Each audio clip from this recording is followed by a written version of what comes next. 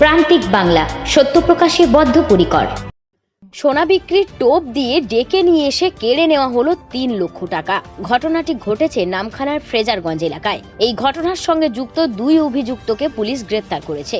Police ও স্থানীয় সূত্রে জানা গিয়েছে, বৃহস্পতিবার সোনা বিক্রির জন্য দুজনকে ফ্রেজারগঞ্জে ডাকা হয়েছিল। ক্যানিং থেকে দুজন ব্যক্তি এই সোনা কেনার জন্য ফ্রেজারগঞ্জে এসেছিলেন। তাদের বলা হয়েছিল ১০০ গ্রাম সোনা বিক্রি করা হবে। সেই সোনার মূল্য বাজারে ৬ লক্ষ টাকা, কিন্তু ৩ লক্ষ টাকার বিনিময়ে এই ১০০ গ্রাম সোনা বিক্রি করে দেওয়া হবে। এই সোনা কেনার জন্য ওই ২ ব্যক্তি ৩ লক্ষ টাকা নিয়ে ফ্রেজারগঞ্জে এসেছিলেন। ফ্রেজারগঞ্জে পৌঁছালে ওই ২ ব্যক্তির কাছ থেকে ৩ লক্ষ টাকা কেড়ে নিয়ে দুষ্কৃতীরা চম্পট দেয়।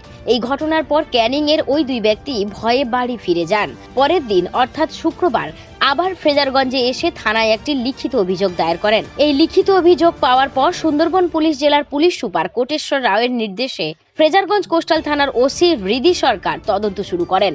তদন্তে নেমে অভিযুক্তদের মোবাইলের টাওয়ার লোকেশন ধরে ফ্রেজারগঞ্জের বাড়ি থেকে এক ব্যক্তিকে গ্রেপ্তার করে পুলিশ। ধৃতকে জিজ্ঞাসাবাদের পর ওই এলাকার একটি হোটেলে অভিযান চালিয়ে আগ্নেয়াস্ত্র সহ আরও এক দুষ্কৃতীকে পুলিশ গ্রেপ্তার করেছে। শনিবার ধৃতদের কাকদ্বীপ মহকুমা আদালতে তোলা হয়েছে। বিচারক ৫ দিনের পুলিশি হেফাজতের নির্দেশ দিয়েছেন। পুলিশ সূত্রে আরও জানা গিয়েছে, প্রতারকদের গ্রুপে মোট ৫ জন ছিল। ২ জনকে গ্রেপ্তার করা হয়েছে, বাকিদের খোঁজে তল্লাশি শুরু হয়েছে। এই ৫ জন দক্ষিণ ২৪ পরগনা জেলার বিভিন্ন এলাকার বাসিন্দা।